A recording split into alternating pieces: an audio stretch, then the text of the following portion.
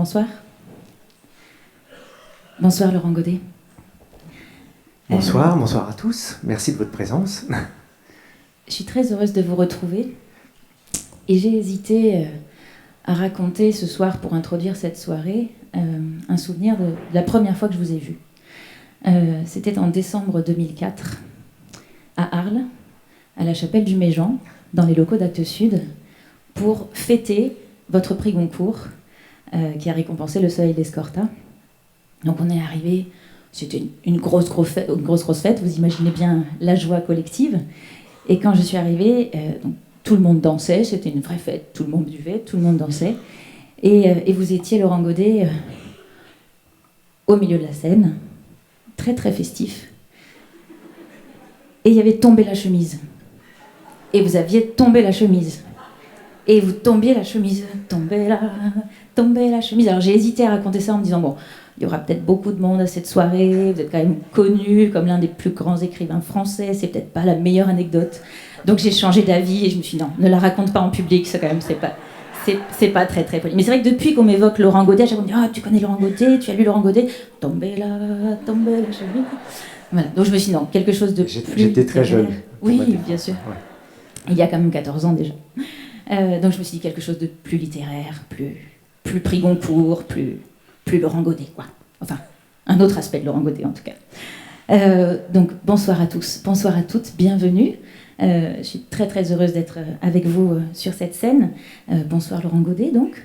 Bonsoir. Vous portez très, très bien la chemise, vous avez une très jolie chemise. Bienvenue sur ce divan.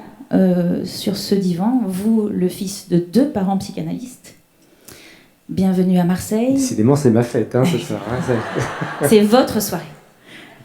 Bienvenue à Marseille, bienvenue au bord de la Méditerranée, cette mer qui vous a inspiré déjà tant de belles pages romanesques, poétiques.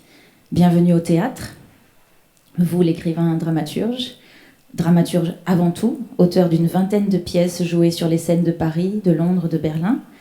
Bienvenue au théâtre de la Criée, comme un écho à Cri, le titre de votre premier roman, paru en 2001, comme un écho à tous ces cris que vous nous faites entendre. Le cri des hommes, des femmes, des enfants qui se battent, de ceux qui ont peur, qui espèrent, qui sombrent. Le cri des sacrifiés, des possédés, des furieux, des orphelins. Le cri de la rue qui gronde, de la terre qui tremble, de la mer qui se soulève, du ciel qui se déchire. Le cri de l'histoire et des géographies, des mythes fondateurs et des frictions contemporaines. Bienvenue sur ce divan, en Méditerranée, au théâtre, à la Criée. Bienvenue chez vous. Merci beaucoup. Merci. Bertrand Pi, votre éditeur, dit de vous que vous êtes un auteur idéal. L'auteur idéal, confiant, généreux et fidèle, puisque l'intégralité de votre œuvre, sauf un titre dont on va parler tout à l'heure, est publié aux éditions Actes Sud. Une fois qu'on vous a lu, on mesure le privilège que nous avons ce soir de passer cette soirée avec vous. 1h30 en votre compagnie. Nous allons évoquer votre théâtre, mais aussi Haïti, avec votre complice Gaël Turine, qui est photographe, qui va nous rejoindre tout à l'heure sur ce divan. Nous aurons aussi le plaisir, l'honneur et pourquoi pas la joie d'accueillir Ariane Ascaride, actrice, comédienne, qui va lire 2 de vos textes et nous rejoindre ensuite.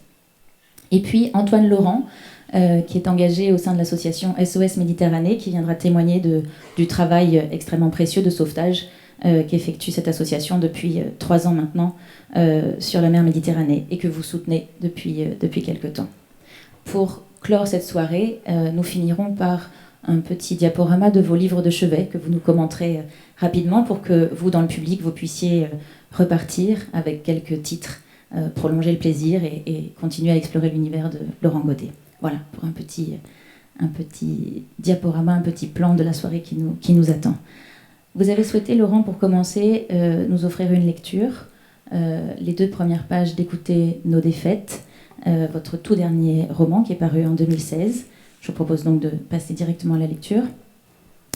Écoutez nos défaites, écoutons Laurent Godet.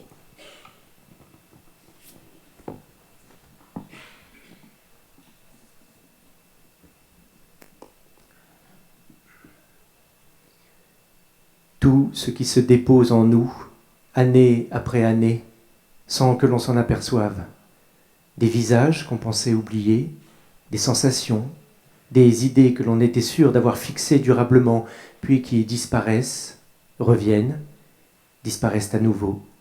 Signe qu'au-delà de la conscience, quelque chose vit en nous, qui nous échappe mais nous transforme. Tout ce qui bouge là avance obscurément, année après année, souterrainement, jusqu'à remonter un jour et nous saisir d'effroi presque, parce qu'il devient évident que le temps a passé et qu'on ne sait pas s'il sera possible de vivre avec tous ces mots, toutes ces scènes vécues, éprouvées, qui finissent par vous charger, comme on le dirait d'un navire.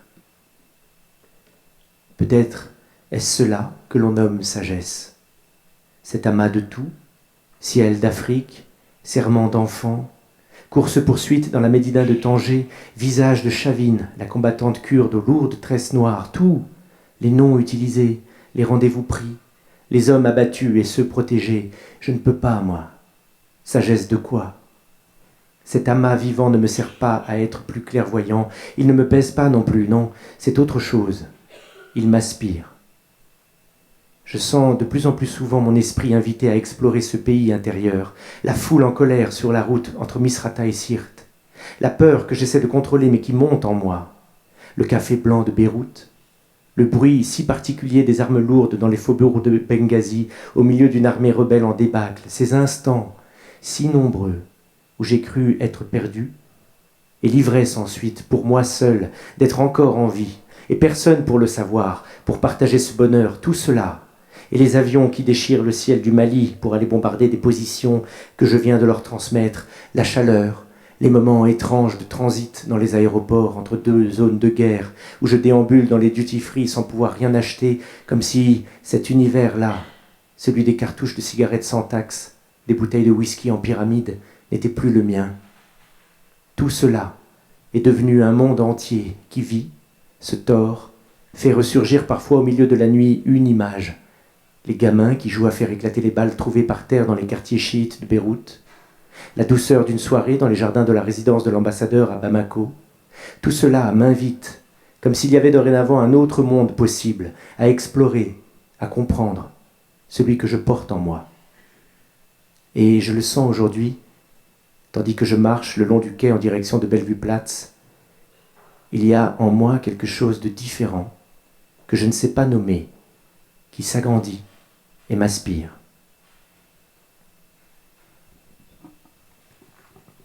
Merci beaucoup. Une manière d'entrer dans votre texte, c'est la voix d'Assem Grayeb que l'on entend, qui ouvre votre roman. Assem est un agent pour les services secrets. Il dit donc: il y a en moi quelque chose qui s'agrandit et qui m'aspire, qui avance obscurément, souterrainement, un amas vivant qui bouge, tapis. Est-ce que ce sont des sensations que vous, en tant qu'homme ou en tant qu'écrivain, vous partagez avec votre personnage, la sensation d'avoir des choses qui s'accumulent et qu'il faut faire avancer parce que ça bouge à l'intérieur? Oui, je pense que si j'ai eu envie d'écrire Assem Grayeb, si j'ai mis ces mots-là dans sa bouche à ce moment-là, si j'ai eu envie que le roman commence comme ça, c'est parce qu'il y a ça me permet d'exprimer des choses qui sont en moi, et je souscris à ce qui vient d'être dit. Alors évidemment, je n'ai pas en commun avec Assem Grayeb ni le métier, ni la nature des expériences, mais c'est vrai que l'âge, le temps qui passe, fait que, ouais, il y a ce sentiment qu'au fond, il y a la vie qui continue autour de nous, autour de moi, des choses à venir, des rencontres à faire, des expériences à vivre. Et puis il y a l'autre vie, celle qui est déjà passée et qui reste en soi, et à laquelle on peut revenir, à laquelle on peut repenser, qu'on peut faire tourner, et qui est faite de tas de choses, de désirs, de beaux souvenirs, de moins beaux, de petites bribes de choses. Et voilà, c'était plus une interrogation qu'un constat. C'est pas ni mélancolique ni autre chose, c'est simplement de se dire, avec le temps qui avance, il y aura peut-être un moment d'ailleurs où cette vie-là sera plus importante que l'autre. Et en tant qu'écrivain, ça me va assez bien, parce que ça veut dire qu'il y aura des tas de sujets à aller chercher dans tout ça. Voilà. Dans ce pays intérieur que vous décrivez.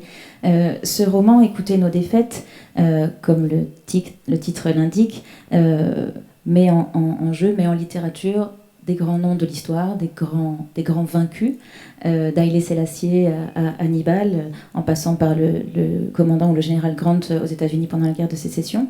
Ce sont de grandes histoires de bataille que vous mêlez, que vous mélangez. Les mots en font finalement un champ de bataille, C-H-A-N-T. Comment est-ce que vous avez travaillé cette architecture très très précise? C'est une construction assez éblouissante, de mêler toutes ces époques qui ne se succèdent pas du tout dans l'histoire, pour en faire un seul récit. Ben, c'était mon projet initial, donc je ne peux pas m'en plaindre, mais c'est quand même vrai que ça a été compliqué, parce que c'est un livre dont l'architecture, effectivement, pose une difficulté. Je ne pouvais pas... donc, pour le dire très rapidement, c'est effectivement, il y a quatre périodes historiques différentes, une contemporaine et 3 périodes qui sont dans le passé. Assem et Mariam, eux, appartiennent à l'époque contemporaine. Et je ne pouvais pas, ça aurait été à mon avis une fausse bonne idée, de travailler chaque période séparément, de dire je vais commencer par faire Hannibal, et quand j'aurai fini Hannibal, que ce soit chronologique. Je ferai Grant, et puis à la fin je morcelerai, et puis j'essaierai de trouver... c'était pas possible, parce que il y a énormément de choses qui sont nées du fait d'avancer de front toutes ces époques, c'est-à-dire que très précisément, c'est parce que je terminais un paragraphe à un moment donné sur le mot, je sais pas, je dis n'importe quoi, mais forêt, que je me disais, tiens, ben oui, mais Hannibal, justement, il est dans une forêt, donc c'est plutôt sur lui que je vais rebondir maintenant, et puis on ira sur Grant après, parce que lui, en ce moment, il est dans un tout autre univers. Donc c'est vraiment en ayant tout à disposition en permanence que le livre avançait. Et la difficulté tenait à cela, c'est que je ne pouvais pas travailler brièvement sur le chantier, il fallait toujours tout redéployer pour avoir tout face à moi, si je puis dire. Et c'est vrai que c'était assez costaud. Ouais. C'est assez magistral quand on le lit. Tout est raconté au présent. On est loin de l'homme qui secouait sa chemise. Hein. Je peux vous dire, c'était plus austère. Je vous ai dit que j'en parlerai pas en public, donc on va pas... Mais effectivement, voilà, là on est en littérature. Mais vous avez tracé ce texte, et vraiment les mots et les temps de conjugaison vous permettent d'en faire un seul récit. Un exemple avec ce passage-là où le général Grant, qui lui est en pleine guerre de sécession, se mêle dans son combat à l'avancée d'Hannibal. Et donc on a des termes, la scène se termine sur Hannibal, et puis le chargé fait en fait dévaler les armées du général Grant. Donc on navigue dans les époques en étant en permanence au temps du présent. Donc il y a ce grand champ de bataille qui est absolument remarquable. Mais il y a aussi un autre terme dans le titre que vous avez choisi qui me semble très important dans votre travail et pour vous lire, c'est le terme « écouter », comme si au-delà de ce travail sur ces grandes défaites, il y avait aussi une invitation à écouter. Alors écouter peut-être l'histoire, écouter nos défaites bien sûr, puisque le titre l'y invite, mais écouter l'histoire, écouter ce qui s'est passé, écouter le monde. Est-ce que ce terme-là vous habite, vous occupe, vous préoccupe en permanence ? Oui, je voulais qu'il y ait dans le titre du roman le terme, le mot de défaite, parce que c'est par lui qu'est arrivé le roman. J'avais envie de parler de la défaite. Mais c'est vrai que j'ai cherché, parce que je sais tout ce que ce mot peut avoir d'un peu plombant, et je voulais qu'il soit rehaussé par quelque chose qui a un peu plus d'énergie, de souffle, et puis surtout qui possède une... J'aime bien, dans ce mot que vous soulignez, le fait qu'il sous-entend une adresse. Quand on dit écouter, on parle à quelqu'un. Une invitation. Et ça, c'est un peu mon territoire d'écriture. En tout cas, c'est le territoire que je me suis inventé et dessiné au fur et à mesure que le temps a passé. Je pense que ça va être mon territoire jusqu'à la fin. Cette drôle de zone où l'écrit cherche à attraper quelque chose de la vitalité de l'oralité. Ce qui est extrêmement paradoxal, parce qu'au fond, moi, je ne fais que coucher des mots sur des pages, mais c'est vrai que j'aime bien travailler avec cette idée qu'il faut choper le muscle de la langue, de l'oralité, de la langue portée, prononcée à voix haute. Et probablement parce que je viens du théâtre et que dès le début ça a été comme ça, tout ce que j'écris, que ce soit des romans, des nouvelles, des pièces, tout ce que j'écris est fait pour être lu à voix haute en fait. On va venir à votre théâtre dans un tout petit instant. Auparavant, prolonger un peu cette idée de l'écoute, puisque dans le roman même, l'oncle d'Assem lui raconte des histoires, lui raconte notamment le mythe du sacrifice d'Iphigénie, et lui dit « tu entends ce que dit le mythe ». Il y a vraiment cette question-là au cœur de votre roman qui continue de dérouler cette idée que vous installez dès le titre. Ça doit être un truc de psy, en fait. Maintenant que vous le dites... Vous êtes sur le divan. Hein, c'est souvent, je dis je les adore, hein, mais souvent il dit ça. Mais tu entends ce que tu viens de dire? Ça, c'est une phrase de psy. Mais c'est vrai que des fois, les mots vont plus vite que la pensée, vont plus vite... enfin, surtout, les mots sont aussi, agis par l'inconscient. Et donc, des fois, on a cette expérience troublante, on dit quelque chose, et puis quelques secondes après, on entend vraiment ce qu'on vient de dire, ce qu'on a lâché. Et donc ça vient peut-être de là. Mais ça vient aussi, je crois, quand même, je reviens à cette idée-là, qui pour moi est vraiment fondamentale, parce qu'elle fait un point commun entre toutes mes activités d'écriture, c'est la question de l'adresse. Je ne peux pas concevoir l'écriture sans l'adresse. Alors je sais bien que tout écrivain dirait ça, mais dans mon cas, elle est la nature de l'adresse que je cherche avec le lecteur, même s'il est dans son canapé et qu'il fait une lecture mentale, ce qui est le cas, j'imagine, dans 95% des situations. Même comme ça, en fait, je m'adresse à lui exactement de la même manière que si j'étais sur un plateau de théâtre et que lui était un spectateur, je crois. Alors, on va en venir au théâtre, parce que c'est effectivement, on a commencé par votre dernier roman, mais on va remonter à la source. C'est là d'où vous venez, l'écriture théâtrale, puisque vos premiers textes datent des années 90. Le tout premier écrit et paru, c'est Onisos le Furieux, en 97.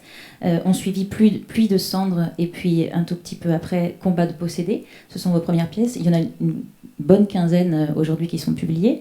On parlera du tout dernier, Et les colosses tomberont. Et puis je suis venue aussi avec Cendres sur les mains et Sophia Douleur, que peut-être certains d'entre vous ont pu lire. Alors, pour revenir donc aux origines de votre travail d'écriture, il y a cette rencontre avec le théâtre, des études littéraires et des études théâtrales. Est-ce que c'est à ce moment-là que germe cette envie d'écrire pour la scène, ou est-ce qu'il y a des rencontres déterminantes avec des spectacles, des pièces montées, des pièces montées, oui, des metteurs en scène ou des comédiens qui d'un coup vous appellent? Alors juste pour préciser, moi, quand je dis je viens du théâtre, je n'ai jamais été comédien, je n'ai jamais été metteur en scène. J'ai probablement beaucoup eu envie, enfin c'est pas probablement, c'est sûr, je me souviens d'avoir été attiré par cette chose-là, mais il y avait en moi, dans ces années-là, jeune homme, quelque chose de trop compliqué à envisager, l'idée de pousser la porte d'un cours de théâtre, d'assumer le fait d'être sur une scène, d'envisager de faire quelque chose de son corps devant le regard des autres. Toutes ces choses-là étaient franchement impossibles. Et pourtant, puisque j'ai eu la chance d'avoir des parents qui non seulement étaient psy, mais en plus aimaient le théâtre et m'ont donc emmené assez souvent au théâtre, alors parfois avec des semelles de plomb, mais parfois pour voir des choses qui m'ont beaucoup bouleversé et changé. C'est vrai que face à un spectacle devant lequel on reste sans voix, il y a une envie, enfin il y a eu pour moi une envie de me dire mais j'ai envie de participer à cette chose-là. Et je sentais que ça ne pouvait pas être sur le mode du comédien, pas non plus du metteur en scène, donc il y avait l'écriture.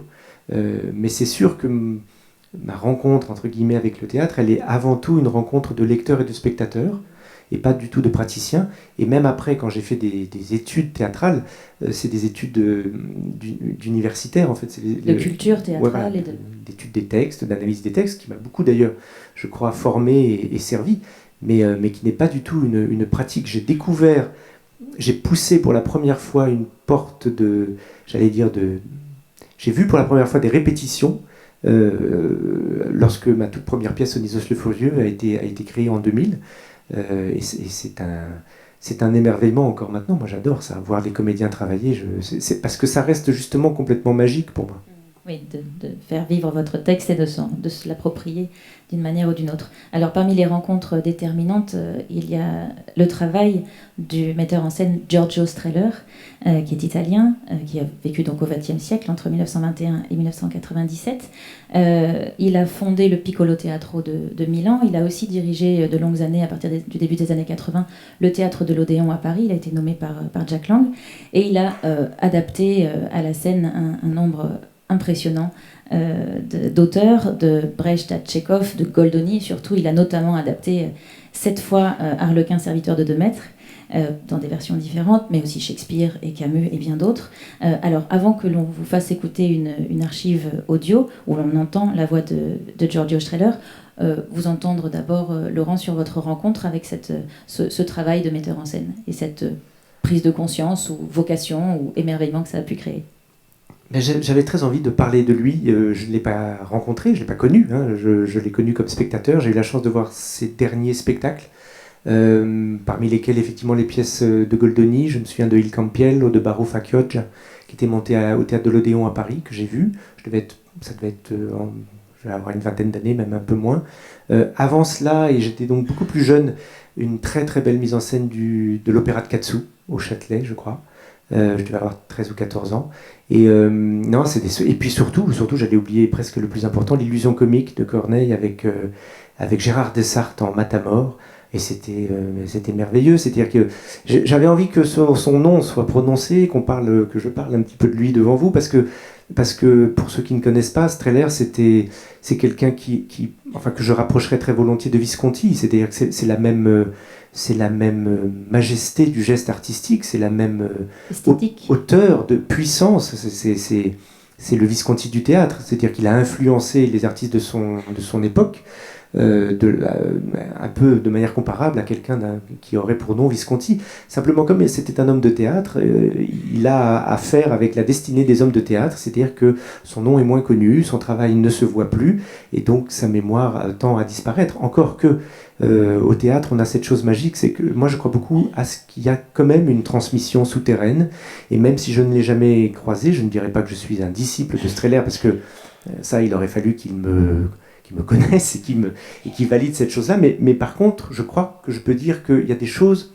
qui sont nées en voyant son travail, et donc il y a une forme de transmission. Après, je ne sais pas du tout pour me mettre au niveau de Strehler, je serais bien imbu de moi-même de le faire, mais j'aime bien cette idée qu'au théâtre, c'est un art fragile, c'est un art qui disparaît, mais les uns les autres, de génération en génération, on se transmet une forme de flambeau. Moi, ça m'est arrivé avec un homme que j'ai rencontré quand il était très âgé, qui s'appelait Hubert Gignoux, qui avait 80 ans, et moi j'en avais 25, patron. Voilà, mon patron. Je sais que c'est lui qui m'a formé. Donc cette chose-là existe au théâtre, elle est pas spectaculaire, elle est souterraine, et puisqu'aujourd'hui le nom de Strehler dit de moins en moins de choses à de moins en moins de gens, je trouvais ça bien qu'il soit parmi nous. Voilà. Voir les transmissions. Mais j'aurais pu dire Brooke, j'aurais pu dire Chéreau, enfin il y en a beaucoup d'autres, des grands noms. Mais il fallait en choisir un parce qu'on a 1h30. Et vous parlez de transmission, et effectivement un petit signe, un petit symbole, c'est que votre première pièce de théâtre est parue en 1997, l'année où Giorgio Strehler est décédé.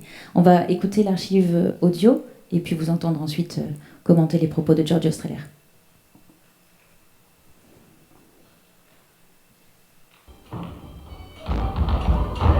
Je crois au changement du monde, je crois au changement des gens, je crois au rapport entre les gens, et je crois qu'ensemble, dans tous les domaines, le théâtre c'est un domaine, c'est mon domaine, je fais le théâtre parce que je suis, disons, calé pour le faire, je ne sais pas, je le fais, mais il y a des autres qui font des autres choses. Tous ensemble, on peut changer le monde. Je crois que le monde est changeable. Le monde, on peut le construire, on peut le détruire. Donc, je suis pour un théâtre raisonnable, pour un théâtre humain, un théâtre fait par des gens à d'autres gens, pour parler avec des gens, pour discuter avec des gens, pas pour avoir toujours l'approbation des gens, aussi pour être contre, pour avoir un dialogue qui est aussi une barouffa, si vous voulez, quelquefois. Bien, pourquoi pas, pourquoi pas. Le dernier mot, donc, c'est baruffa en italien, qui veut dire le combat, la bagarre. Le théâtre peut être un lieu pour la baruffa, la bagarre et le combat. Strehler évoque un théâtre des gens pour les gens. Est-ce que c'est notamment dans cette veine-là que vous vous reconnaissez ? Oui, bien sûr. Alors, on est à la Criée, vous l'avez dit dans votre introduction. Moi, je suis très heureux d'être ici, que cette rencontre se passe dans un théâtre, et dans ce théâtre-là. J'écris depuis que j'ai commencé pour le théâtre public. Ça ne veut pas du tout dire que je méprise le théâtre privé, ça ne veut pas du tout dire que peut-être un jour il y aura sûrement, et je croiserai la route du théâtre privé, et ça sera avec plaisir. Mais le théâtre qui m'a donné envie de faire du théâtre, d'en écrire, le théâtre que je connais en fait, tout simplement, le théâtre qui m'aspire et m'attire, c'est ce théâtre-là. C'est le théâtre qui a été donc construit, façonné, génération après génération, par des gens comme comme Streller, comme Vitesse, comme Villard, comme tous ces noms-là, Hubert Gignoux avec la décentralisation. C'est mon espace d'amour du théâtre. Et ce qui est très très beau avec Streller, c'est que moi j'ai eu la grande chance d'assister à la dernière conférence qu'il a donnée au Théâtre du Vieux Colombier à Paris en 97, l'année de sa mort, quelques mois avant de mourir, où il a parlé comme ça pendant 2 heures devant un public nombreux, parce qu'il était vieux et qu'on savait que c'était peut-être le début de la fin.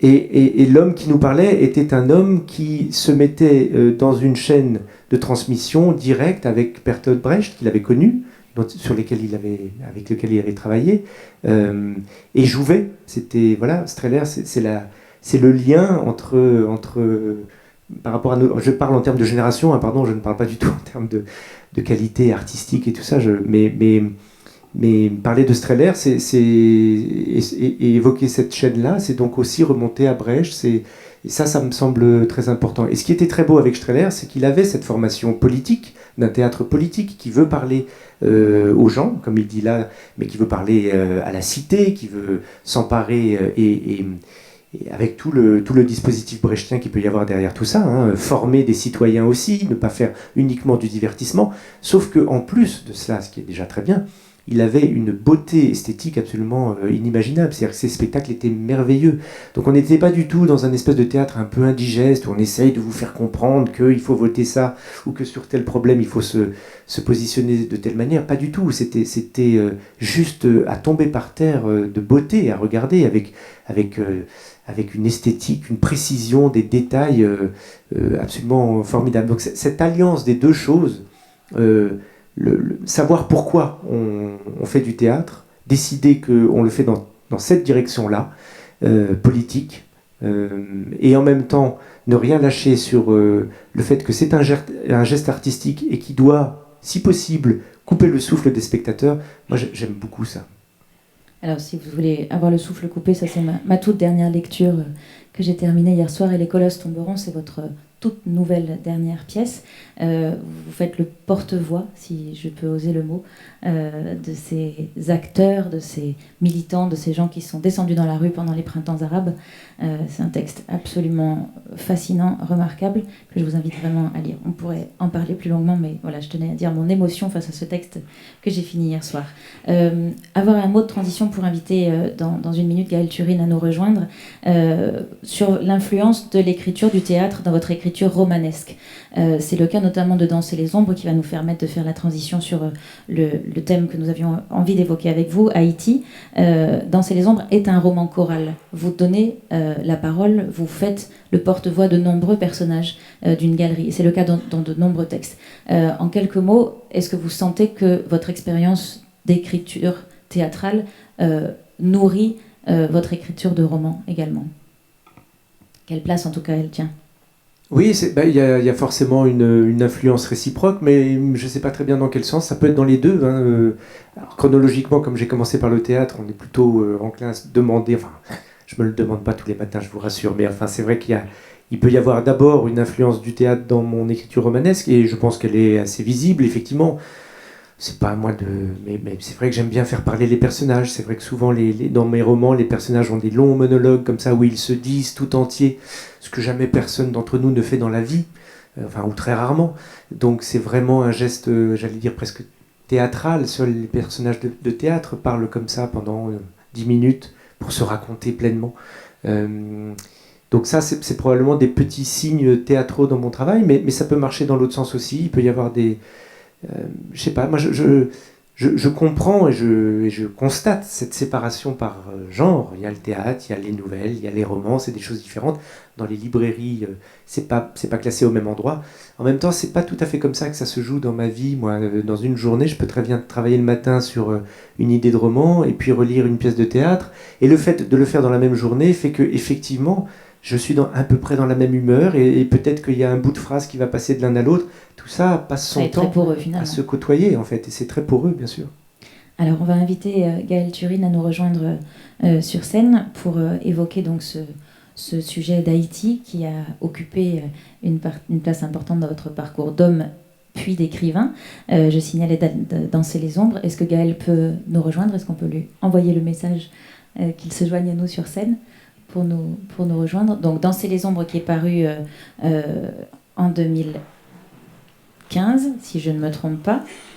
C'est ça, il date de 2015. Et puis vous avez conçu avec lui un ouvrage photographique qui s'intitule En bas la ville et qui est paru à l'automne 2017 aux éditions du Bec en l'air, qu'on va regarder avec lui. J'espère simplement qu'il arrive et qu'il ne s'est pas perdu. Gaël, c'est maintenant. Que quelqu'un a des nouvelles de Gaël Turin, s'il vous plaît? Le voilà, je crois. On va l'acclamer parce que s'il s'est perdu, il va être content de retrouver la scène. Il est là. Bonjour Gaël.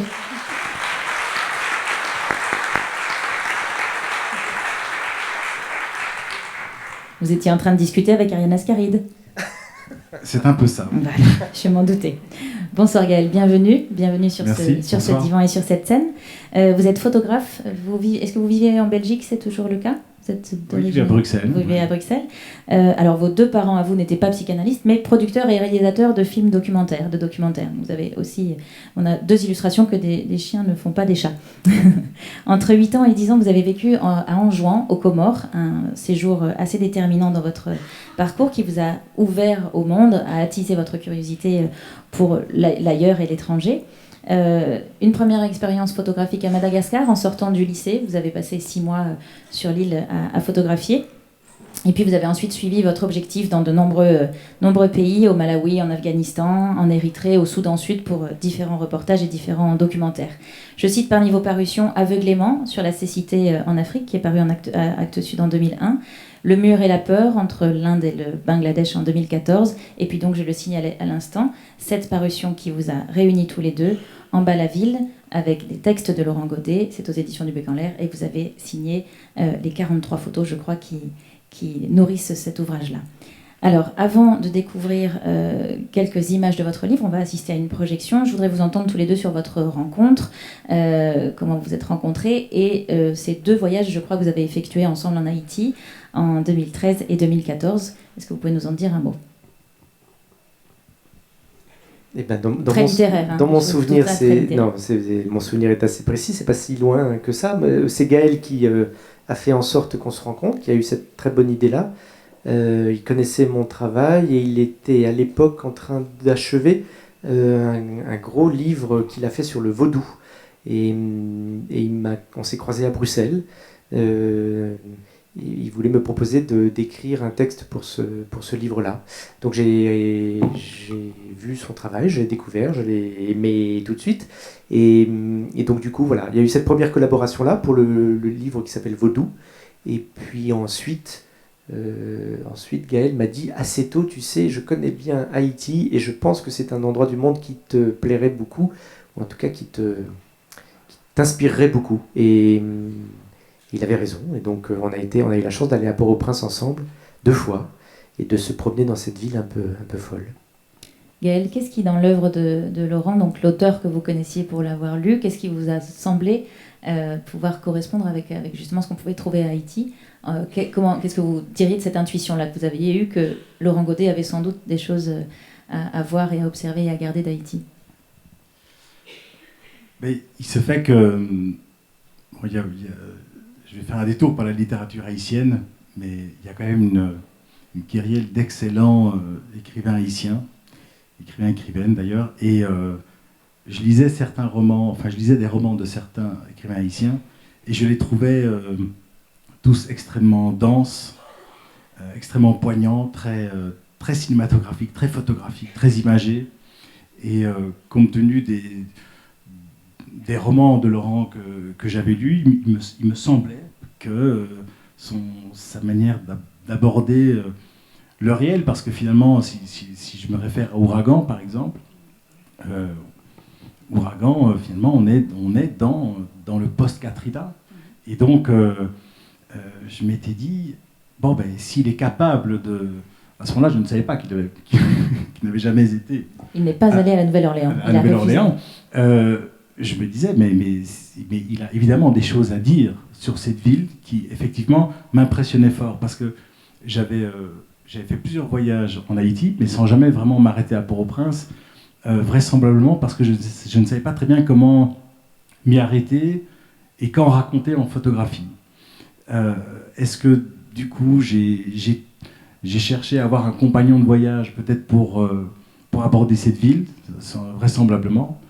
Et ce que je sais, c'est que, en tout cas au lendemain du tremblement de terre, je m'étais dit que si j'entamais un travail sur cette ville pour laquelle j'avais de l'affection, j'avais vraiment une attirance, mais sur laquelle je n'arrivais pas à formuler une manière de travailler, en tout cas sur elle.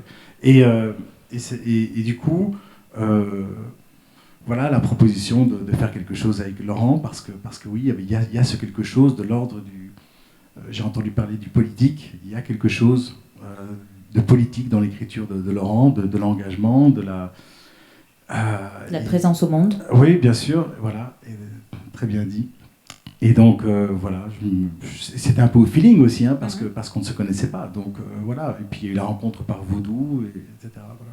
Alors, un tout petit mot avant d'avoir la projection de vos images pour alimenter notre conversation. Vous avez cité donc les auteurs haïtiens que vous lisiez. Vous en aurez l'un des illustres représentants demain soir. Dany Laferrière sera au Théâtre de la Criée.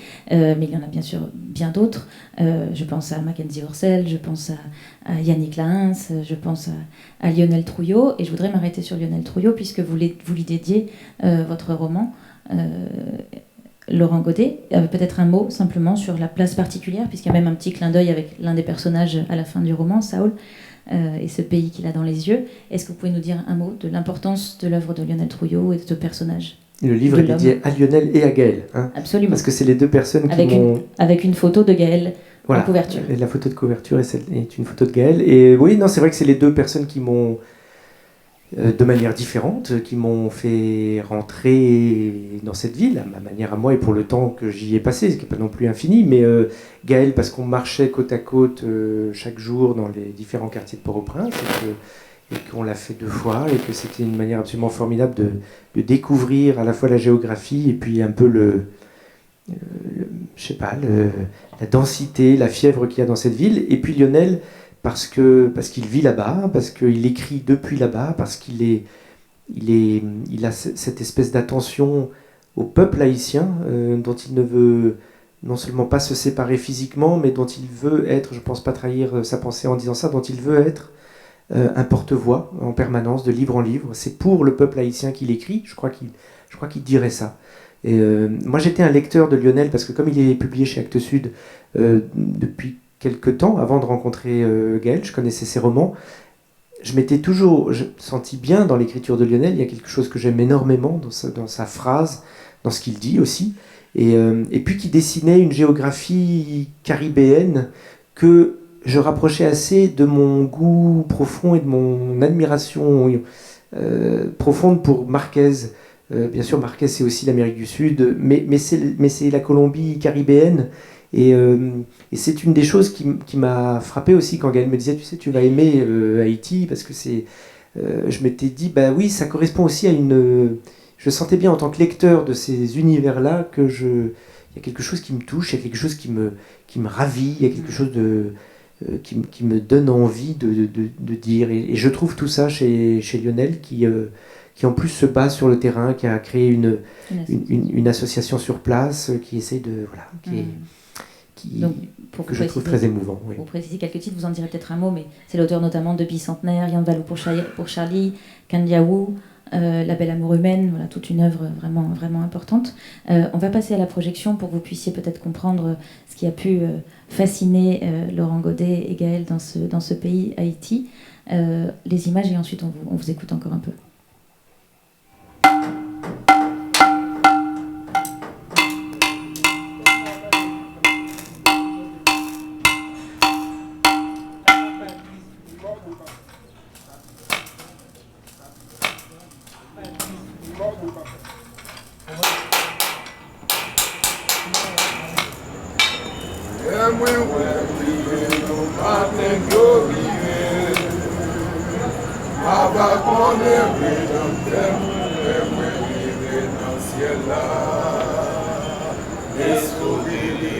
Pour moi, yon bien, pour ma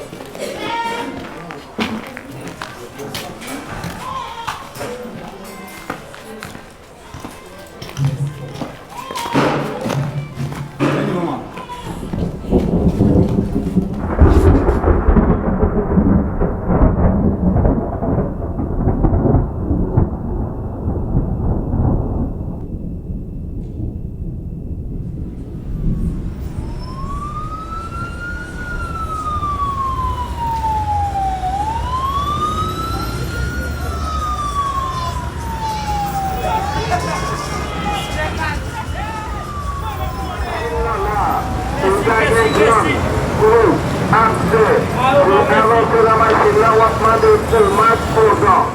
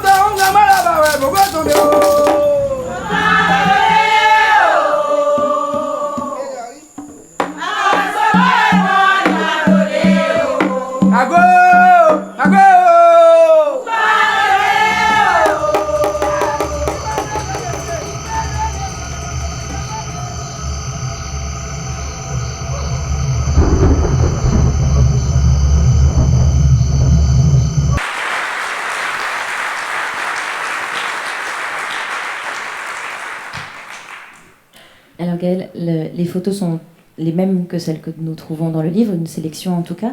Elles ne sont pas agencées dans le même ordre et il y a ce travail avec le son. Je voudrais avoir un tout petit mot sur ce montage que vous avez effectué et ce que vous avez voulu nous raconter à travers cet agencement des images et du son.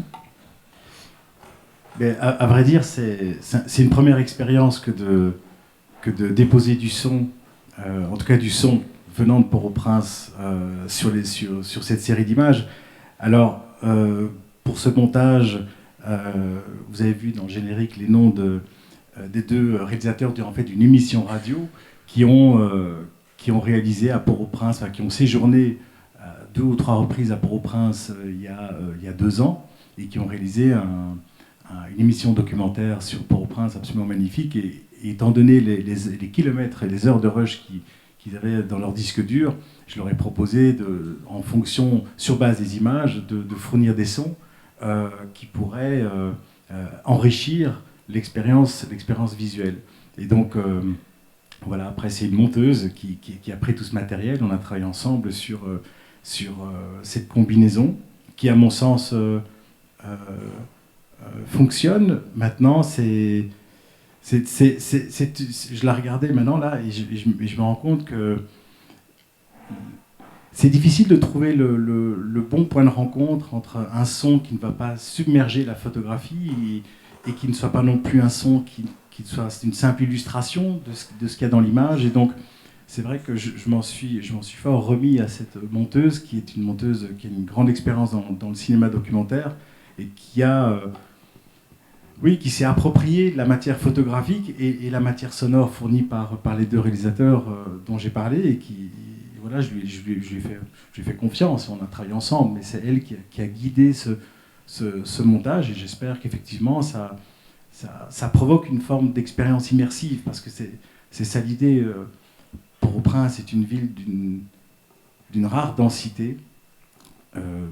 Laurent sait mettre des mots sur ce que l'on ressent quand on se promène là. Moi, j'ai plus de mal. Ou en tout cas, je lui pique ses mots, alors c'est plus facile. Mais du coup, d'avoir des sons provenant de Port-au-Prince, c'était une chance, parce que l'idéal, évidemment, aurait été de travailler avec un ingénieur du son pour que, un peu comme j'ai fait avec Laurent, où on s'est promené ensemble dans les rues de Port-au-Prince, j'aurais pu me balader avec un preneur de son. Et donc, du coup, il y aurait eu, évidemment, une proximité évidente entre nos deux matières. Ici, le pari était un peu plus... de faire se rejoindre de médias. Donc le livre donne à voir bien sûr vos photos, et c'est un format en le pour et l'eau qu'on peut déplier. Et puis 2 textes de Laurent y figurent. Un texte que l'on va entendre dans quelques minutes, lu par Ariane Ascaride, et puis Chaque jour vit, dans lequel vous écrivez: je me souviens de l'amitié, Gaël et moi côte à côte à Grand-Rue ou à Jalousie, l'appareil photo et le stylo, celui qui marche toujours et celui qui pose des questions. Nous étions 2 pour regarder le plus possible, 2 pour interroger ceux que nous croisions, ou juste nous laisser emplir de leur présence en nous jurant de ne rien oublier. Alors, vous entendre aussi sur ces journées que vous avez passées ensemble, comment est-ce que vous avez travaillé? Est-ce que vous étiez en permanence ensemble? Est-ce que l'un photographiait, l'autre écrivait? Est-ce que vous vous laissiez des itinéraires détachés l'un de l'autre pour vous retrouver ensuite le soir et croiser vos impressions, échanger vos points de vue? Alors, à Port-au-Prince, on a, en tout cas la première fois, on était quasiment tout le temps ensemble en journée. Hein, on marchait côte à côte, et effectivement, l'un prenait des photos, et puis moi j'avais mon petit calepin, et puis je marquais des choses. On s'est côtoyé aussi avec Gaël sur une toute autre expérience, plus récente d'ailleurs, qui était de se retrouver ensemble à Grande-Synthe et dans la jungle de Calais. J'en parle pas pour développer, mais juste pour dire que c'est un tout petit peu différent, parce que dans la jungle de Grande-Synthe ou de Calais, il y avait très fortement la pression vis-à-vis de notre présence et vis-à-vis de qu'est-ce qu'on fait quand on va là-bas, comment est-ce qu'on témoigne de ce qu'on voit. Et là, c'est vrai que être 2, c'est quand même un peu plus facile, un peu plus sympa. On peut aussi discuter et réfléchir ensemble sur ce qu'on a vu, sur ce qu'on va faire, de ce qu'on a reçu. À Port-au-Prince, moi en tout cas, j'ai eu l'impression il y a ça aussi, parce qu'il y a eu parfois des moments durs, et le texte que vous allez entendre tout à l'heure en témoigne d'une certaine manière, mais il y avait aussi un côté promenade, c'est-à-dire moi je me mettais dans les pas de Gaël pour découvrir une ville que je ne connaissais pas, alors que lui la connaissait déjà bien, et c'était juste ça, se promener, simplement on n'a pas la même manière de regarder les choses. Je raconte souvent ça, mais c'est vrai, ça m'a beaucoup frappé. Moi, c'est la première fois aussi que j'étais côte à côte avec un homme dont le métier est de faire des photos.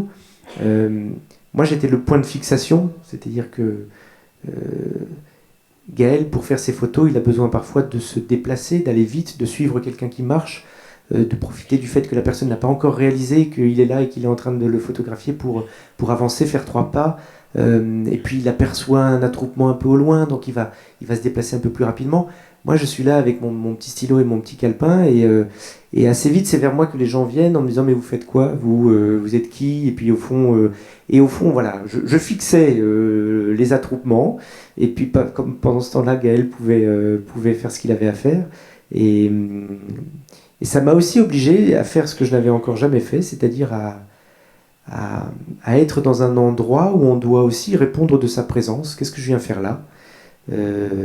C'est pas facile, c'est pas toujours facile, et puis en même temps c'est passionnant, parce que ça oblige à se poser la question soi-même. Qu'est-ce que je viens faire là au fond? En quoi ça les... C'est même pas, la question n'est même pas de les aider, j'allais dire en quoi ça les aide, mais il est bien évident que ça ne les aide pas, que je sois là. Et donc qu'est-ce que je fais si je les aide pas? Qu'est-ce que je fais d'autre? Je vais essayer de raconter un petit bout du monde dans lequel ils vivent eux et dans lequel je ne vis pas moi, et tout ça est compliqué, c'est pas simple, c'est pas facile toujours, mais je pense que c'est ça qui est riche, c'est de se mettre à cet endroit-là d'inconfort. Oui, ça ne ressemble pas du tout à ce que tu as vécu, visiblement. Non, au contraire.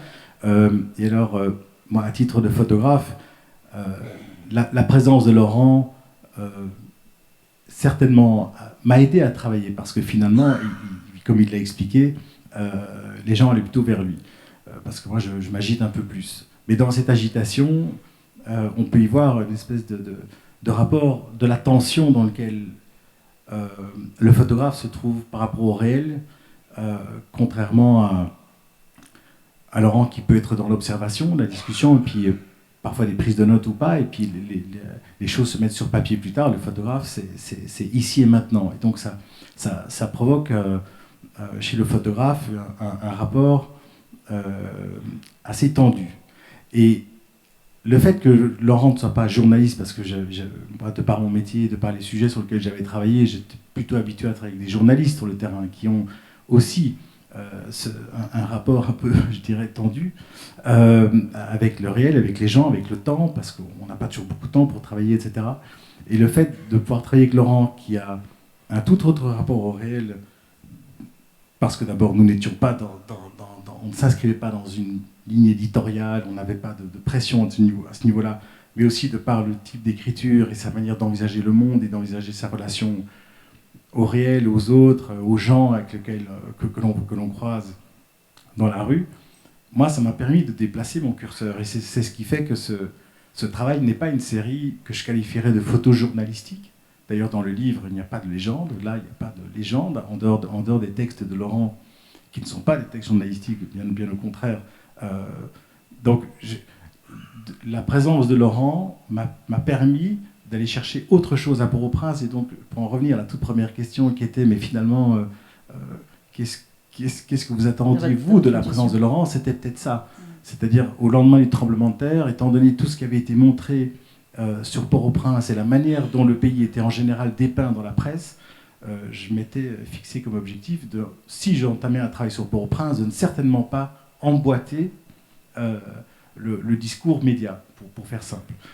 Et donc, avec Laurent, j'allais pouvoir peut-être me déplacer et m'aventurer sur un autre champ photographique qui reste, j'espère, qui est néanmoins, j'espère, demeure documentaire, mais n'est pas photojournalistique. Et donc, voilà. On voit toutes les ombres, toute la lumière dans vos images, et ce qui a sans doute aussi interpellé l'auteur, Laurent Gaudé, ces ombres et ces lumières qui sont si présentes dans ses textes. On va entendre Ariane Ascaride qui nous fait l'honneur de sa présence pour la lecture de « Et pourquoi pas la joie », un texte qui est à la fois paru dans le recueil de poésie De sang et de lumière aux éditions Actes Sud et qui figure donc dans l'édition du livre photographique En bas la ville. Ariane Ascaride, que je vous remercie d'accueillir.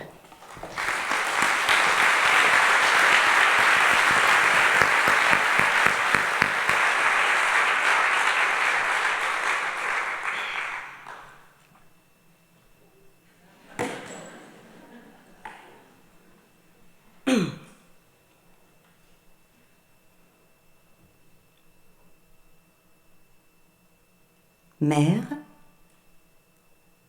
c'est ainsi que tu m'as appelée? Mère, tu crois avoir besoin de ce mot pour t'approcher de moi? Tu crois qu'il est préférable de le brandir avant tout autre mot pour que je tourne la tête et te laisse parler? Mère, que tu prononces avec hésitation parce que tu en doutes toi-même. Mère de quoi? Tu ne sais pas. Mère de si loin puisque tu me vois pour la première fois. Mère dont le visage ne te rappelle rien, au point même de ne pas savoir si cette expression sur mon visage est un sourire ou une tristesse de l'âme, au point de ne pas savoir si je vais me mettre à crier ou te demander ta main pour la serrer. Mère, ce mot, laisse-le derrière toi. Tu n'en as pas besoin. Silence. Tu restes droite. Tu me regardes. Tu n'as pas peur du silence, c'est bien. Viens. Assieds-toi. Chaque jour est une vie ici. Course de poussière pour manger, bricoler, tenir. Course de poussière qui finit chaque soir et recommence chaque matin. Mais nos corps vieillissent et s'usent doucement. Moi, comme les autres. Depuis tout ce temps, je suis plus voûtée. Mes yeux sont usés d'en avoir trop vu. Mes mains sont si rêches qu'elles restent, qu'elles touchent. Je boite maintenant. Dans la grande rue, je vais moins vite. Lorsque la foule est dense, on me bouscule souvent. Tu restes droite et silencieuse, toi. Tu ne dis rien. Tu as raison. Tu n'es pas venu ici pour que je te parle de ma douleur de vieille ride. C'est bien. Ton regard là, qui ne dit pas encore ce qu'il veut, je l'aime bien. Tout se tait lorsque tu te tiens face à moi, alors écoute ce que je te dis. Que le brouhaha des vies s'éloigne. Sauvons-nous du jour, juste une fois. Le silence, pour nous seulement, et un peu de temps.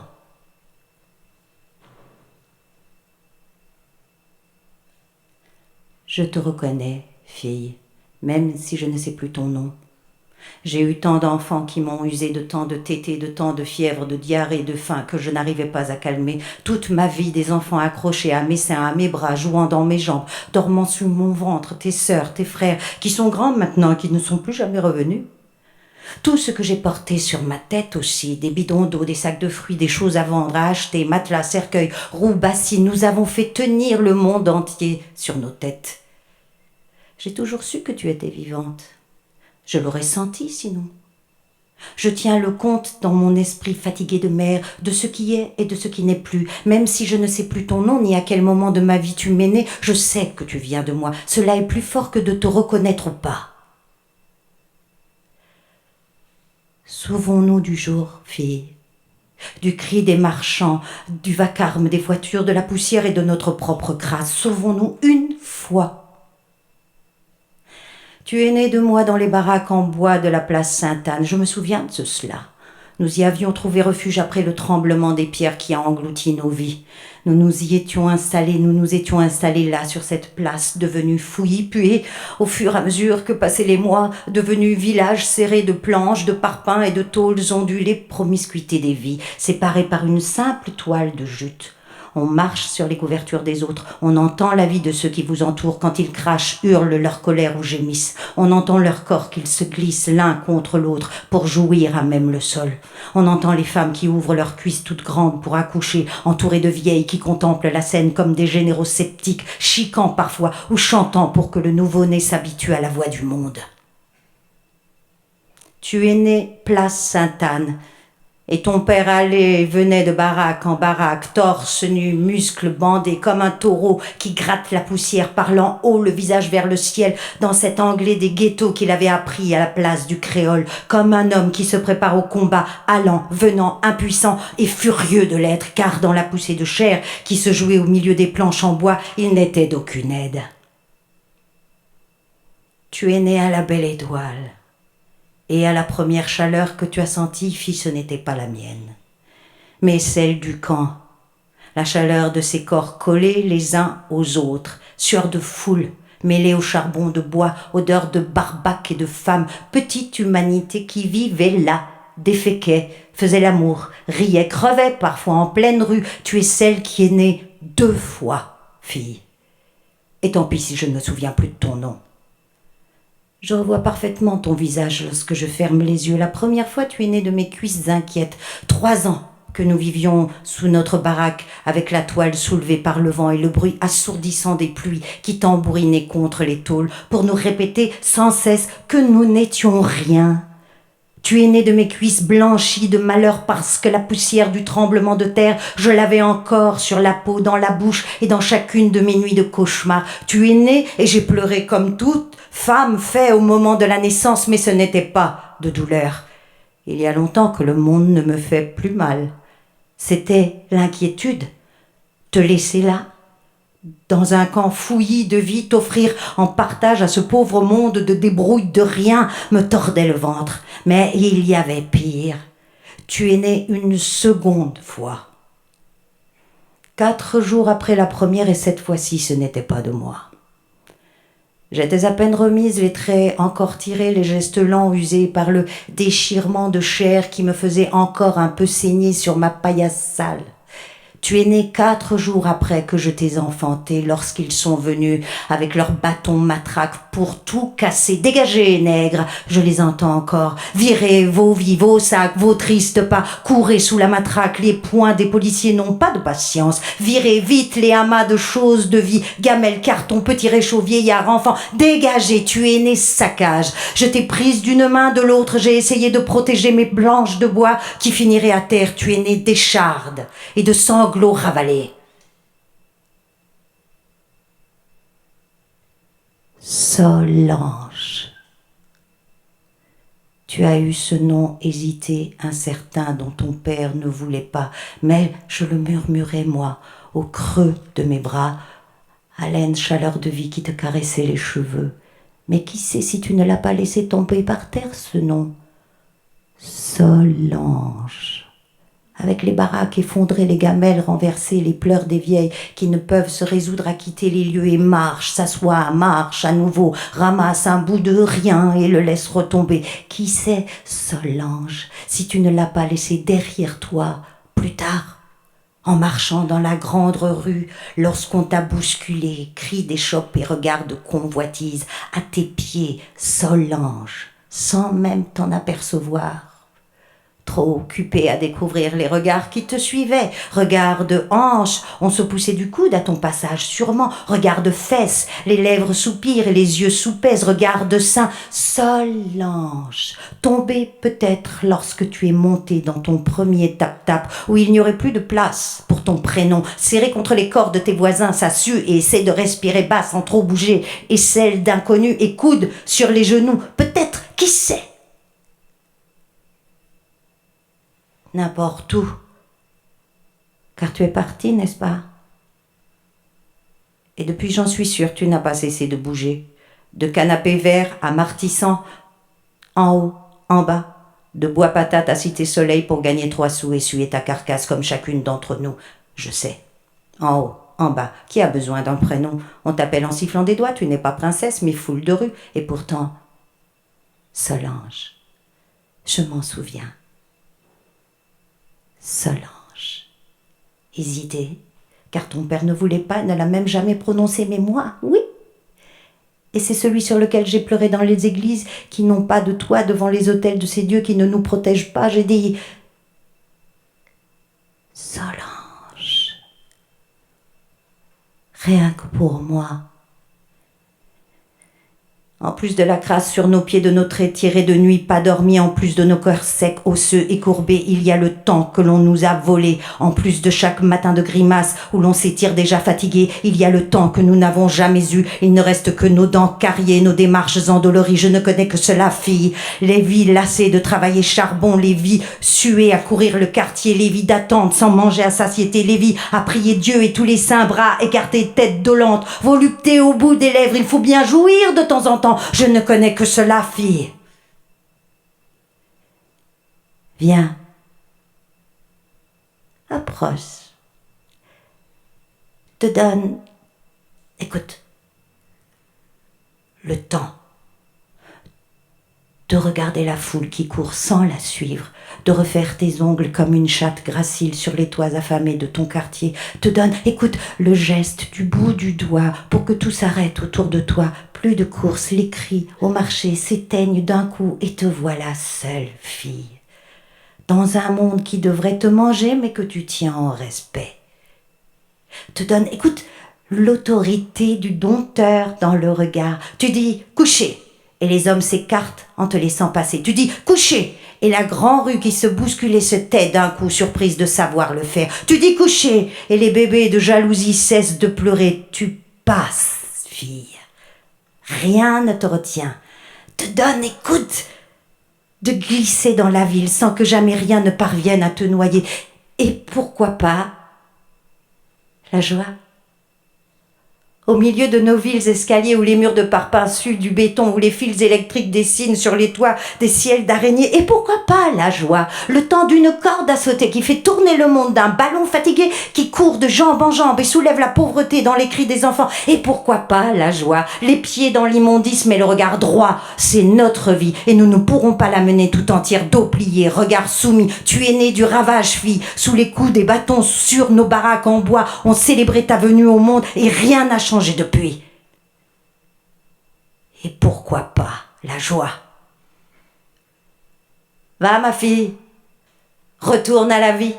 Les coqs chantent, les voitures vont et viennent à bourdon, au carrefour feuilles, bolos soulevant les orages secs de poussière. Fonds-toi dans la foule, nous ne nous reverrons plus. Mais je suis heureuse que tu sois revenue à moi, si grande, si changée, avec des seins de femme et des hanches larges. Il ne te reste que tes longues jambes qui rappellent peut-être ce que tu fus, gamine. Mais tes lèvres sont charnues maintenant et elles feront tourner la tête des garçons. Je reprends ton nom de souffrance, ma fille. Tu peux me le confier.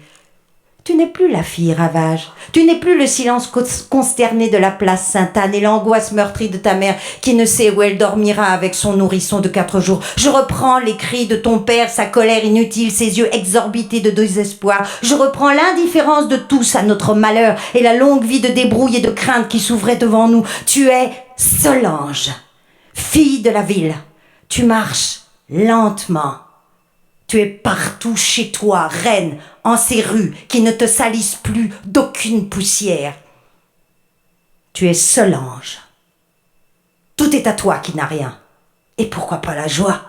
La fierté d'être femme, fille de mères nombreuses, indisciplinée au temps, affranchie, sœur des fougères qui plient doucement sous le vent. Solange.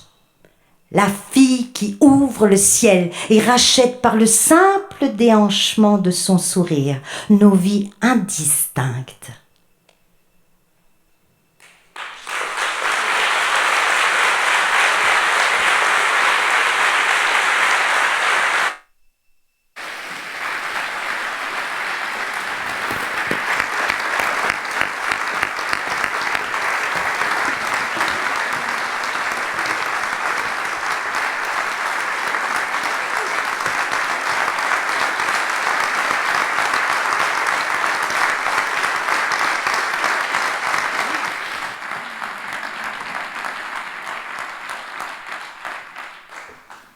Bonsoir Irène Ascaride. Bonsoir. Alors Gaëlle Turine vous a laissé sa place confortable sur le divan. Merci. Bienvenue parmi nous.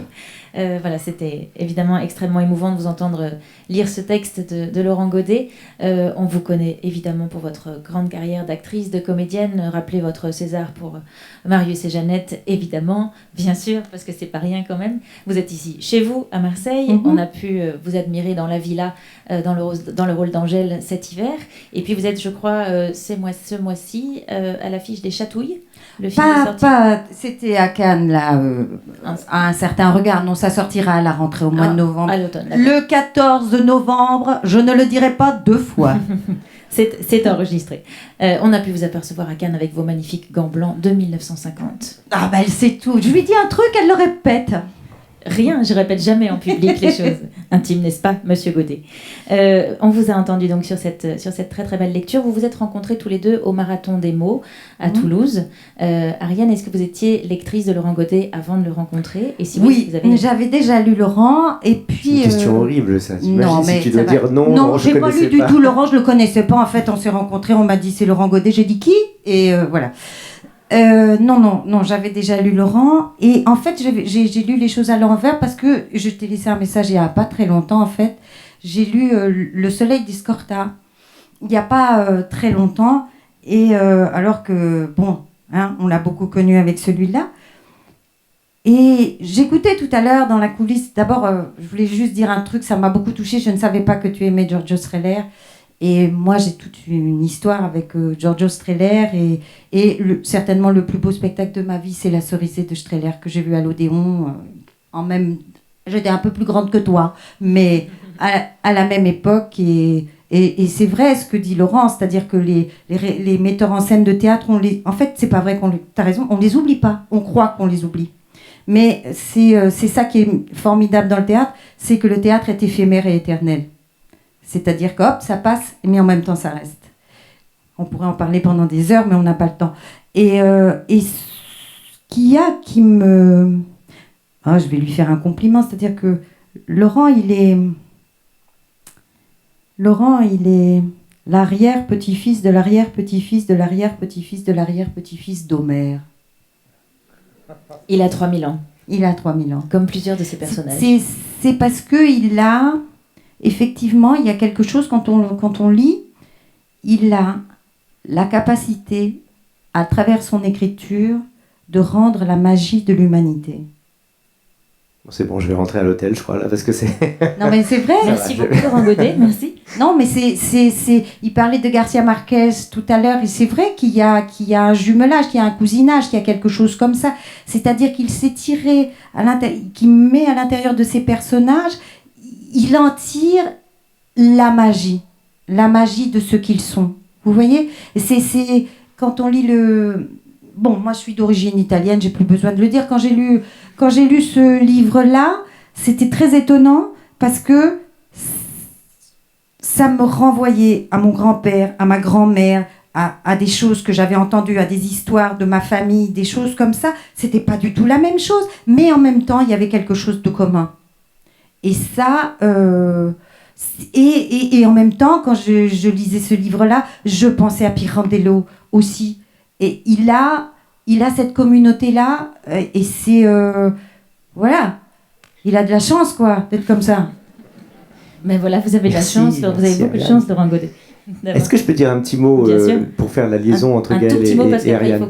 Juste un petit mot, qui illustre bien, je trouve, la manière dont on a travaillé avec Gaël, et puis le résultat qu'on entend grâce à la lecture d'Ariane. Solange, elle existe, en fait, on l'a vu avec Gaël dans ce camp de la place Sainte-Anne, à ce moment-là où la place Sainte-Anne a été évacuée de manière brutale et horrible par les autorités de la ville qui avaient décidé qu'il ne devait plus y avoir de camp de réfugiés à cet endroit-là. À Port-au-Prince. À Port-au-Prince, bien sûr, ils ont débarqué un matin et en quelques heures, ils ont déblayé le camp à coups de barre de fer. Ils ont laissé une baraque sur la place, la baraque de cette maman, parce que la petite Solange venait de naître depuis 4 jours. Et donc on a vu cette maman absolument esselée au milieu d'un... Il y a une des photos de Gaël qu'on a vu tout à l'heure qui est une photo de la place Sainte-Anne juste après ce moment-là. Et le nouveau-né, la petite nouveau-née qui était là dans ses langes et qui s'appelait Solange. Ouais, c'est fou. Et puis, mais c'est l'endroit qui m'intéresse, moi, c'est-à-dire qu'au fond, vous n'avez pas besoin de savoir que cette petite fille existe. Mais moi, je le sais et ça compte. Et l'endroit d'écriture où j'ai envie d'être, il est à cet endroit-là. C'est-à-dire, bien sûr, je fais de la fiction et je ne suis pas journaliste. Et bien sûr, ça ne sert à rien à la petite Solange qui maintenant a sûrement 5 ans de savoir qu'il y a un poème dans lequel elle est. Mais si l'écriture n'est pas à cet endroit-là, l'écriture ne m'intéresse plus. Donc il y a quand même toujours un désir de faire le lien entre des choses vues, des choses qui disent quelque chose de la brutalité du monde, de la beauté aussi, parce que Solange, elle était belle, sa mère était magnifique dans son épuisement, et en même temps d'assumer la fiction. C'est ce trait d'union qui m'intéresse. Voilà, de passer de la beauté au cauchemar. Vous dites que à Port-au-Prince, quand on marche, on a l'impression sans arrêt de passer de l'ombre à la lumière, du tragique à l'émerveillement, et que ça évidemment nourrit l'auteur que vous êtes. Un tout petit mot pour faire la transition avec notre dernière invitée. Signaler, Ariane Ascari, de la parution d'un livre d'entretien que vous avez composé avec Véronique Olmy, dont vous aviez déjà été la complice sur scène. Ça s'intitule « Une force et une consolation ». Ça me permet de faire la transition avec l'invité que nous allons recevoir, Antoine Laurent, puisqu'il est représentant de l'association SOS Méditerranée et ils apportent force et consolation au quotidien aux migrants.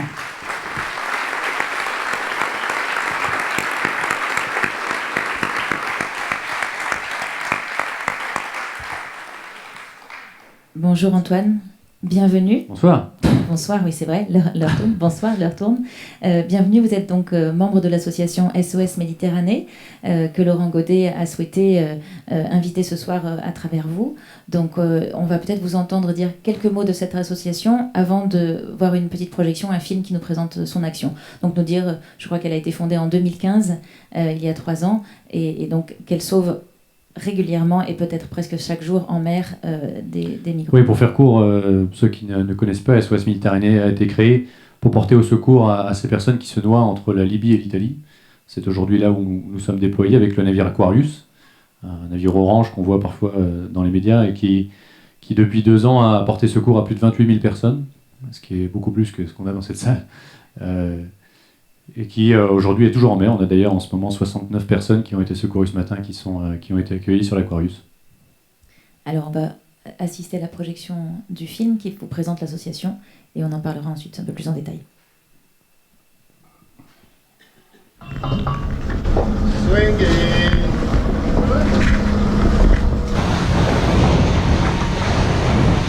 salut! English, français? C'est très important que vous restiez calme. Bon, vous donnez des gilets de sauvetage. Est-ce qu'il y a des gens avec vous qui sont pas en train de respirer? Écoutez-moi, le bébé avec le maman au papa, ok? Assistance, s'il vous plaît, merci.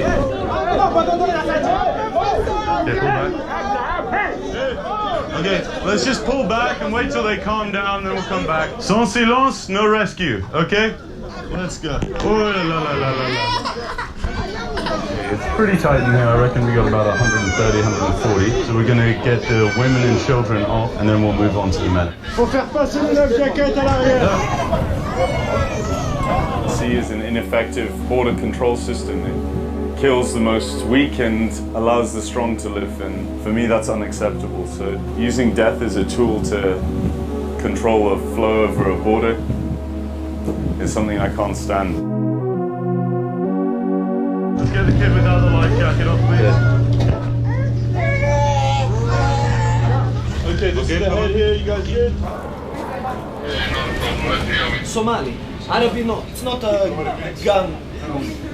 It's like a knife or something.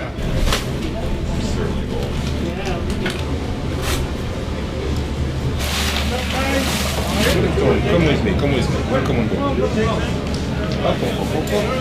My friend, welcome on board. Their conditions are so bad in Libya and all the other places that they came from. We are here to help people in distress. Anybody have problems with that?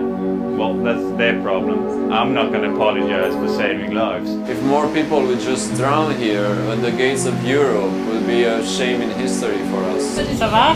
Bienvenue sur le bateau.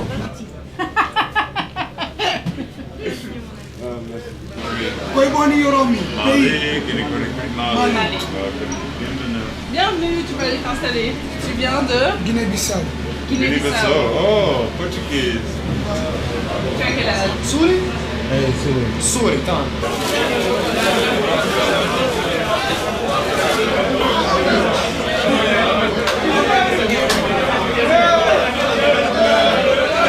Okay, bag.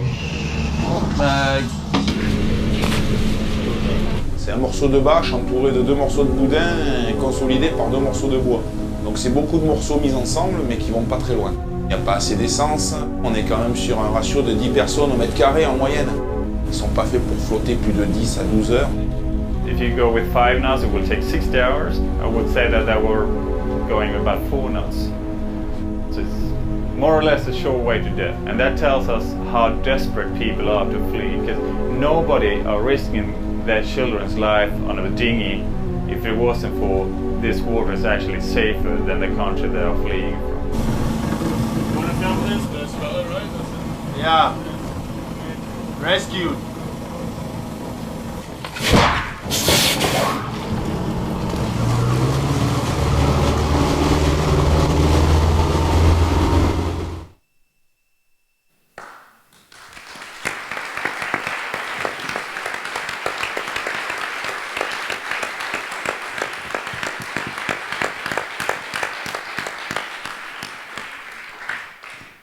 Alors Laurent, Antoine, vous êtes engagé au sein de cette association.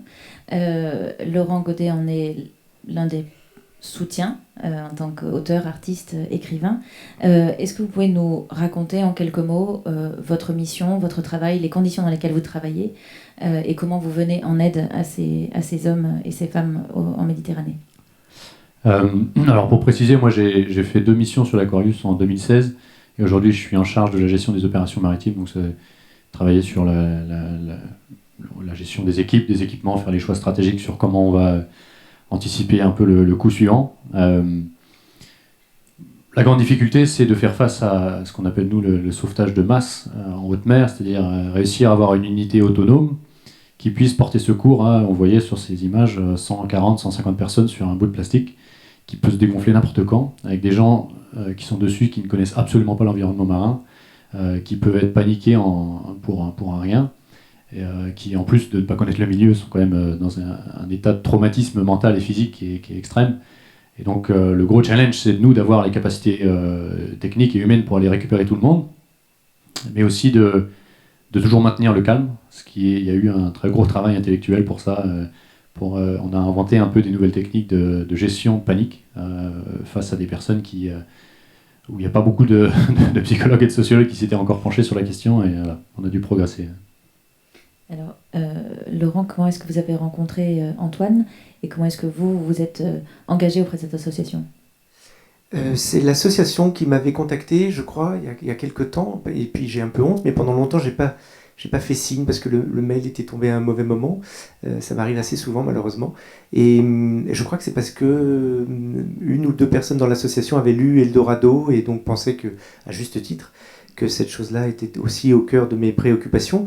Donc j'ai rattrapé le train un peu plus tard, je les ai recontactés un peu plus tard, et on s'est rencontrés avec Antoine il n'y a pas très longtemps, en fait. On s'est vu une première fois à une soirée qu'avait organisée SOS Méditerranée à Paris pour essayer de sensibiliser les gens. Je suis évidemment totalement admiratif du travail qui est fait, admiratif de ce que fait Antoine et les gens qui l'entourent, mais surtout je trouve qu'il faut dire et redire, et ce soir comme les autres jours où SOS Méditerranée organisera des choses, qu'à aucun moment on ne doit pas s'habituer à ces images-là, c'est pas possible. Et je le dis parce que c'est un vrai sujet, c'est-à-dire que vous comme moi, on encourt le risque de s'habituer. Parce qu'on entend à la radio pour la xème fois une nouvelle qui ressemble à celle de la veille.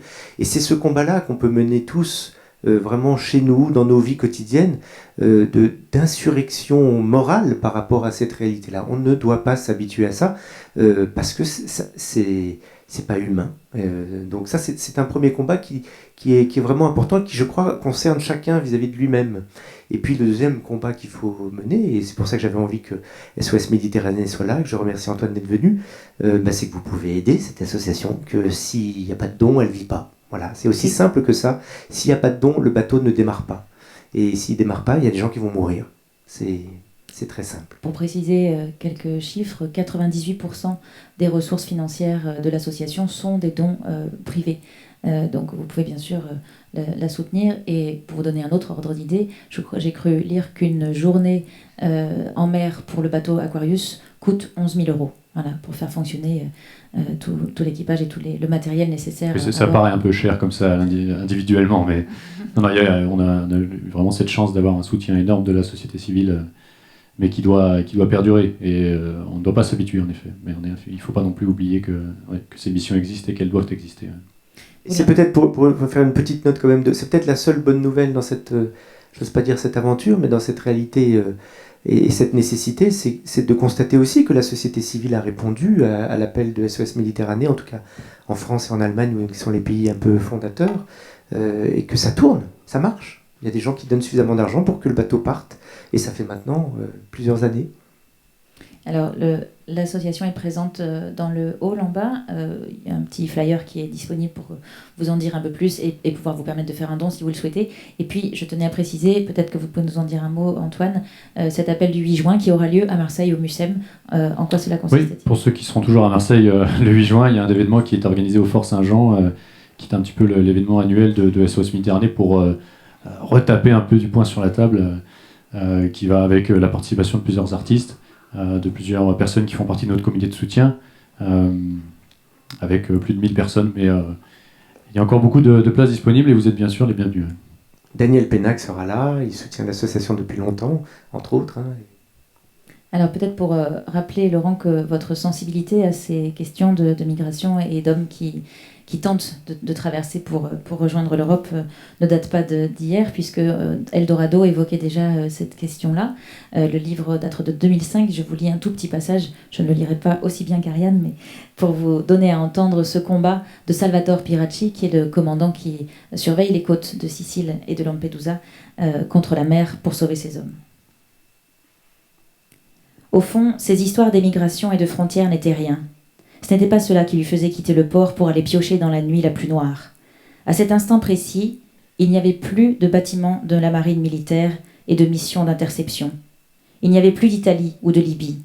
Il y avait un bateau qui en cherchait un autre. Des hommes partaient sauver d'autres hommes, par une sorte de fraternité sourde, parce qu'on ne laisse pas la mer manger les bateaux. On ne laisse pas les vagues se refermer sur des vies sans tenter de le retrouver. Bien sûr, les lois reviendraient et Salvatore Piracci serait le premier à réendosser son uniforme. Mais à cet instant précis, il cherchait dans la nuit ses barques pour les soustraire aux marchoirs de la nature, et rien d'autre ne comptait. Alors il murmura à son second « Ceux-là, nom de Dieu, on va les retrouver ». Et le jeune homme tressaillit de la volonté qui émanait de sa voix. On a peut-être une petite scène que je tenais à mentionner, Eldorado. Autre, c'était pas mal, j'ai essayé. Mais on va vous réentendre Ariane dans une toute petite minute pour clôturer ce sujet-là, parce qu'un livre est en préparation. Vous allez nous lire la préface que Laurent a écrite. Un mot sur ce projet, Laurent, qui est une manière pour vous de soutenir une fois encore SOS Méditerranée. En 2 mots, de quoi s'agit-il? SOS Méditerranée va publier effectivement un livre au courant du mois de juin, probablement. Ils m'ont demandé d'écrire une préface que j'ai fait bien volontiers. C'est l'occasion aussi c'est difficile de mettre des mots sur ce qu'on ressent en fait par rapport à ces questions-là, parce que je suis comme vous, je suis un citoyen qui écoute les infos, qui a parfois pas mal de mélancolie face à l'impression qu'on peut avoir que de toute manière rien ne changera, que ça s'empire. Moi j'ai écrit ce livre en 2005, ça fait 13 ans, et le moins qu'on puisse dire c'est que ça ne s'est pas beaucoup amélioré entre la Libye, l'Italie et nous, que la réaction européenne ne me satisfait pas. Donc voilà, c'est aussi une manière de l'écriture de ce texte que vous allez entendre, est une manière aussi de réfléchir sur qu'est-ce que je fais avec cette colère et cette mélancolie, comment je mets des mots dessus, et comment est-ce que ces mots aussi, éventuellement, peuvent se partager, ou en tout cas aider ceux qui les entendent. On vous écoute, Ariane. Ça s'appelle Le navire Antigone, préface donc d'un ouvrage à paraître à SOS Méditerranée. Le titre du livre sera L'Odyssée de l'Aquarius. Voilà, dans les quelques... Alors, ceux qui doivent partir s'en vont, parce que sinon ça fait du bruit. Merci.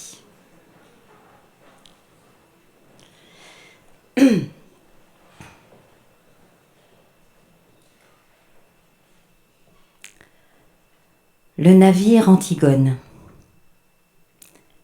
Le vertige. Face à ces vies englouties, là, dans cette mer que nous aimons, la Méditerranée, sur les bords de laquelle beaucoup d'entre nous, Européens, vivons ou passons des vacances. Cette mer qui est un lieu de culture, de repos, de tourisme, de beauté, cette mer sur laquelle nous naviguons parfois, cette mer devenue cimetière à ciel ouvert pour des femmes, des enfants, des jeunes hommes qui y meurent en masse. Le vertige, face aux récits terrifiants qui nous parviennent de Libye, des mots que l'on croyait appartenir au passé ressurgissent, traite humaine, esclavagisme et toute la cohorte des crimes qui vont avec, viol, séquestration, extorsion, torture. Le vertige, face au temps qui passe. Cela fait près de 15 ans que l'on meurt en Méditerranée. Demandez à Pietro Bartolo, médecin de Lampedusa. Il vous dira avec son sourire triste qu'il est l'homme qui a fait le plus d'autopsies en Europe. Demandez à Giusy Nicolini, l'ancienne mère. Elle vous dira que pendant des années, elle a appelé de ses vœux en vain une réponse européenne à la détresse qui s'échouait sur les rives de son île. Les routes changent. Elles varient selon les accords bilatéraux et la géopolitique, mais le scandale humanitaire continue. Et jour après jour, il faut se faire violence pour ne pas s'habituer. J'ai écrit mon roman Eldorado en 2005 parce que déjà alors, la colère nous saisissait face à ces tragédies humaines. Et depuis, qu'est-ce qui a changé? Rien, si ce n'est l'accumulation. Rien, si ce n'est l'habitude. Est-ce que notre écoute peut s'émousser? Est-ce que notre capacité d'empathie peut s'assécher? Et si oui, qui allons-nous devenir? Face à la colère du citoyen européen que je suis, face à la rage ou à la mélancolie qui me saisissent parfois, c'est selon les jours, il y a SOS Méditerranée, des gens, des hommes et des femmes qui se sont retroussés les manches pour faire quelque chose, juste cela, qui est énorme. Faire quelque chose. Et ça marche. Au prix d'une énergie folle, de sueur, de bataille, d'obstination, ça marche. Des vies sont sauvées, plus de 28 000 depuis 2015. Pendant ce temps, l'Europe brille par ses dissensions, ses tractations minables et son embarras. Je l'ai vu pourtant, moi, l'Europe, 2 fois. Si ce n'était dans les discours de nos hommes politiques, souvent si frileux, ni dans les politiques d'accueil des États. La première fois, c'était dans les jungles du nord de la France, celle de Calais ou celle de Grand-Sainte, où des centaines de bénévoles venus de France, d'Angleterre, de Belgique et d'Allemagne venaient aider, distribuer de la nourriture, démontrer par des gestes simples leur solidarité. Et puis je l'ai vu une seconde fois, chez SOS Méditerranée. Là aussi, Italiens, Français, Allemands sont unis pour apporter une réponse à la tragédie humanitaire de la Méditerranée, une réponse européenne et citoyenne. L'énorme vertu de SOS Méditerranée est de nous rappeler que si le politique a fui devant la question du sauvetage, le monde citoyen peut s'en emparer. Que si l'Europe a peur, le monde citoyen peut, lui, regarder le problème droit dans les yeux et agir. Cela ne fait pas que sauver l'honneur. Cela sauve des vies. Nous savons depuis qu'Antigone s'est dressée face à Créon qu'il existe des lois non écrites. Elles ne sont pas là pour veiller au bon ordre de la cité, elles sont garantes de notre humanité. Elles nous rappellent que les lois des États ne sont pas tout, parce que les gouvernements sont parfois peureux ou parfois se trompent. Sauver des hommes et des femmes qui vont se noyer est une de ces lois non écrites. On pourra parler pendant des heures de la situation migratoire en Europe, des relations nord-sud, on pourra lancer tous les débats que l'on voudra en s'étripant entre partisans de l'accueil et partisans de l'Europe forteresse, on se heurtera toujours à cette réalité qui gifle notre humanité à chaque fois qu'on l'énonce. Chaque année, des milliers de migrants meurent en Méditerranée. SOS Méditerranée s'est mis d'emblée du côté de cette vieille loi sacrée. On ne laisse pas mourir quelqu'un sous ses yeux. C'est un impératif catégorique. Cela ne viendrait à l'idée de personne de passer son chemin devant quelqu'un en train de mourir dans la rue. C'est pareil pour la Méditerranée. Elle est sous nos yeux. Nos bateaux la connaissent, la sillonnent. C'est notre mer.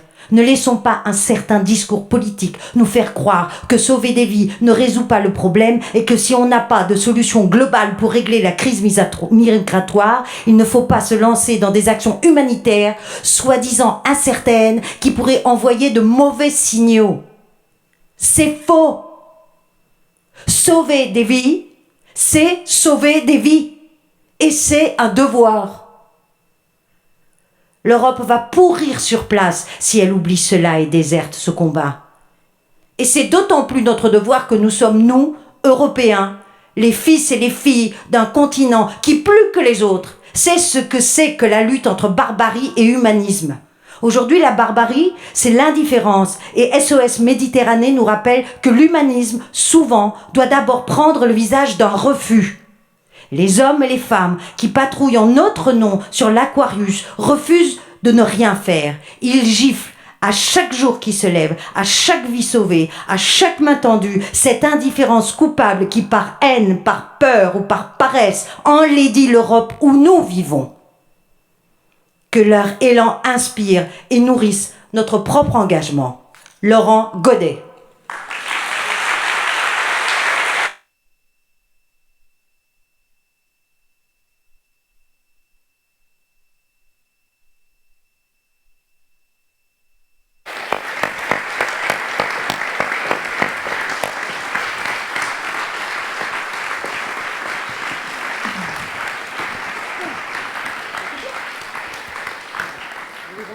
Merci beaucoup, merci Ariane Ascaride. L'heure est demie à tourner très très vite, il est bientôt 21h et un autre spectacle nous attend, la performance de Bruno Latour, sa conférence spectacle. Je tiens à vous remercier tous les quatre, Gaël Turine qui est en coulisses, Antoine Laurent, il est là, Gaël, Antoine, Ariane Ascaride et Laurent Godet, un grand merci à tous les quatre. Merci beaucoup et merci à mes trois invités d'être venus, d'avoir pris le temps d'être venus, ça me fait très plaisir de partager ce moment avec vous. Merci à tous. Merci.